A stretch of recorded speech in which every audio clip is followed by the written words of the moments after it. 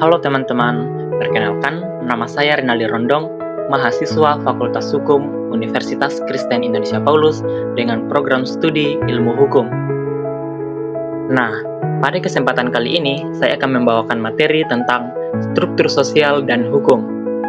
Di sini kita akan membahas bagaimana hukum itu tidak berdiri sendiri, tetapi sangat dipengaruhi oleh kehidupan sosial yang ada di masyarakat. Untuk penjelasan yang lebih lanjut, mari kita lanjut ke pembahasan berikutnya.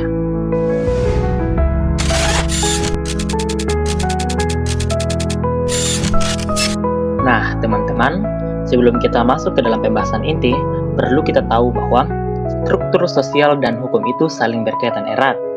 Hukum itu berfungsi dalam kehidupan sosial dan tidak terlepas dari pengaruh masyarakat. Untuk memahami hukum, kita harus memahami struktur sosial. Jadi, hukum itu sebenarnya lahir dari masyarakat, bukan sekedar aturan buatan pemerintah saja. Jadi apa yang terjadi di masyarakat seperti budaya, nilai, dan kebiasaan, itu semuanya punya pengaruh besar terhadap hukum yang berlaku.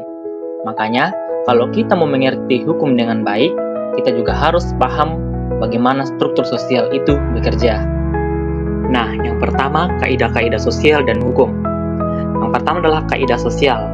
Artinya, aturan yang mengatur perilaku sosial seperti norma, agama, sopan santun, dan adat. Kemudian, kaidah hukum, atau aturan yang mengikat dan memiliki sanksi. Nah, teman-teman, dalam masyarakat, kita hidup dengan banyak aturan, atau yang biasa disebut dengan norma sosial. Ada norma agama, sopan santun, hingga adat istiadat. Tapi, nggak semua norma itu punya sanksi hukum, teman-teman. Nah, yang punya sanksi tegas dan bisa ditindak secara resmi, itulah yang disebut dengan kaidah hukum. Nah, intinya bahwa hukum itu bagian dari norma sosial yang sudah dinaikkan levelnya oleh negara. Nah, kemudian ada lembaga-lembaga kemasyarakatan. Nah, di kehidupan sosial kita, teman-teman, ada lembaga-lembaga yang berfungsi mengatur dan menjaga ketertiban masyarakat, seperti keluarga, pendidikan, agama, ekonomi, dan politik. Nah, teman-teman, tiap lembaga ini tuh punya peran penting dalam pembentukan kesadaran hukum masyarakat. Misalnya, sekolah atau pendidikan yang mengajarkan tentang hak dan kewajiban itu sejak kecil. Nah, jadi, hukum bisa ditegakkan dengan baik kalau lembaga-lembaga yang ini juga berjalan dengan benar dan baik. Kemudian, ada kelompok-kelompok sosial dan hukum. Jadi, kelompok sosial adalah sekelompok orang yang memiliki kesamaan dan interaksi. Nah, setiap orang itu pasti bagian dari kelompok sosial. Entah itu komunitas, organisasi, suku, atau bahkan profesi. Nah, teman-teman, kelompok-kelompok ini bisa jadi pendorong dalam pembentukan hukum, atau bahkan jadi objek yang perlu diatur oleh hukum. Nah, hukum itu harus mampu melindungi semua kelompok, apalagi di negara kita yang memiliki beragam suku, ras, dan agama. Nah, selain itu, ada lapisan sosial, kekuasaan, dan hukum. Lapisan sosial itu atau stratifikasi adalah pembagian status dalam masyarakat, sedangkan kekuasaan adalah kemampuan untuk mempengaruhi hukum dan masyarakat. Nah, teman-teman, dalam kehidupan kita, khususnya dalam bermasyarakat, tidak bisa kita pungkiri bahwa ada masyarakat yang di atas dan ada masyarakat yang di bawah, atau yang biasa kita dengar dengan kata lapisan sosial. Nah, teman-teman, biasanya yang kita lihat, ya mereka yang mudah mempengaruhi hukum adalah mereka yang punya kekuasaan. Tapi teman-teman harus tahu bahwa hukum yang ideal itu harus adil dan berpihak kepada semua orang, bukan cuma mereka yang punya kekuasaan. Nah, di sini teman-teman penting banget buat kita semua untuk mengkritisi apakah semua hukum yang ada di Indonesia sudah berjalan adil untuk semua lapisan masyarakat atau malah sebaliknya. Nah, dari semua pembahasan tadi, kita bisa tarik benang merahnya bahwa hukum itu bagian dari kehidupan sosial, bukan sekedar pasal-pasal, tetapi juga soal bagaimana manusia hidup berdampingan, membentuk aturan, dan menyelesaikan masalah. Semakin kita paham struktur sosial, semakin kita bisa memahami kenapa suatu hukum itu dibuat. dan apa hukum itu sudah tepat sasaran atau belum. Nah, setelah membahas struktur sosial dan hukum, di sini kita akan membahas juga perubahan-perubahan sosial dan hukum. Seperti biasa, sebelum masuk ke dalam pembahasan inti, perlu kita tahu bahwa hukum itu tidak berdiri sendiri. Hukum itu bisa hidup di tengah masyarakat. Jadi, kita masyarakat berubah, hukum pun bisa ikut berubah. Atau sebaliknya, hukum itu juga bisa jadi alat untuk mendorong perubahan yang ada di masyarakat. Nah, ada teori tentang hukum dan perubahan sosial, yaitu teori evolusi sosial, yaitu hukum yang berkembang seiring kemajuan masyarakat. Kemudian teori fungsionalisme, yaitu hukum menjaga keteraturan sosial. Dan kemudian teori konflik, yaitu hukum sebagai alat dominasi kelompok berkuasa.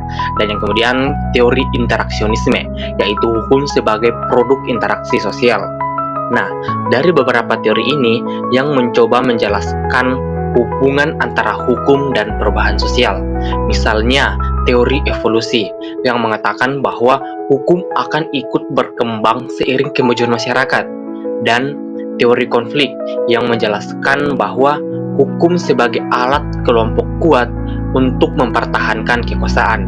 Nah, teman-teman, jadi setiap teori ini mempunyai sudut pandang masing-masing dalam melihat fungsi hukum di masyarakat.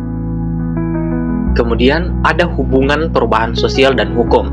Nah, hubungan ini tuh bersifat timbal balik dan dinamis, seperti perubahan sosial ke perubahan hukum, atau sebaliknya perubahan hukum ke perubahan sosial.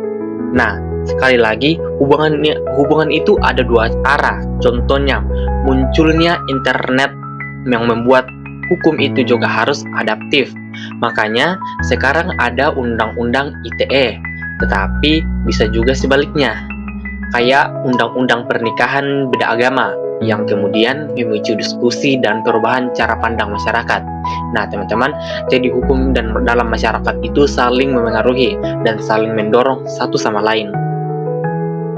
Nah, selanjutnya ada hukum sebagai alat untuk mengubah masyarakat. Jadi, hukum dapat menjadi alat rekayasa sosial atau social engineering. Hukum itu, teman-teman, bisa dipakai secara aktif untuk mengubah masyarakat. Misalnya, undang-undang wajib belajar yang membuat masyarakat semakin sadar bahwa penting banget untuk sekolah. Nah, itu juga menjadi salah satu contoh nyata bagaimana hukum itu menjadi alat rekayasa sosial. Dan pemerintah juga sering menggunakan hukum untuk membangun pola pikir baru di dalam masyarakat. Nah, kemudian ada hukum sebagai sarana pengatur perilaku. Nah, seperti yang kita ketahui bersama bahwa fungsi dasar hukum itu dibuat untuk mengatur perilaku masyarakat agar hidup lebih tertib. Nah, contohnya hukum pidana yang melarang tindakan seperti mencuri atau menyakiti orang lain. Sementara hukum perdata yang mengatur hak-hak masyarakat dalam hubungan sosial seperti jual beli, warisan, dan pernikahan. Nah, ada batas-batas penggunaan hukum. Nah, jadi tidak semua perubahan sosial itu bisa diatur oleh hukum, karena ada beberapa tantangan seperti budaya lokal yang kuat, penegakan hukum yang lemah, kesenjangan antara hukum formal dan praktik masyarakat, dan kesadaran hukum masyarakat yang menjadi faktor paling penting. Nah, sekali lagi bahwa tidak semua hal itu bisa diselesaikan dengan hukum. Kadang hukum tidak efektif karena budaya masyarakat yang masih kuat atau penegakannya yang masih lemah. Hukum formal juga bisa ketinggalan zaman kalau tidak update dengan perkembangan zaman. Makanya penting untuk masyarakat tentang kesadaran hukum. Nah, dari semua materi yang telah kita dengarkan itu, yang menjadi inti bahwa hukum dan perubahan sosial itu saling berhubungan. Hukum bisa menjadi penyebab atau akibat dari perubahan. Tapi, supaya hukum bisa efektif, kita juga harus butuh dukungan dari masyarakat, dari sisi kesadaran hukum, budaya, dan sistem yang berjalan. Nah, dari materi ini, saya mencoba mengambil salah satu contoh kasus perubahan sosial, yaitu munculnya transportasi online, seperti Gojek dan Grab. Nah, munculnya transportasi online seperti Gojek dan Grab ini merupakan contoh nyata perubahan sosial akibat kemajuan teknologi digital yang mengubah gaya hidup masyarakat menjadi lebih praktis dan instan. Dulu, masyarakat harus mencari ojek ke pangkalan. Kini cukup lewat aplikasi di ponsel. Perubahan ini menimbulkan berbagai persoalan hukum, seperti konflik antara ojek online dan konvensional, status hukum pengemudi yang tidak jelas, serta minimnya perlindungan sosial bagi driver. Awalnya regulasi belum tersedia, namun tekanan sosial dan konflik di lapangan mendorong pemerintah untuk mengeluarkan aturan seperti Permen Hub Nomor 12 Tahun 2019. Kasus ini menunjukkan bahwa perubahan sosial itu bisa memaksa hukum untuk beradaptasi agar tetap relevan dan mampu menjawab kebutuhan masyarakat modern.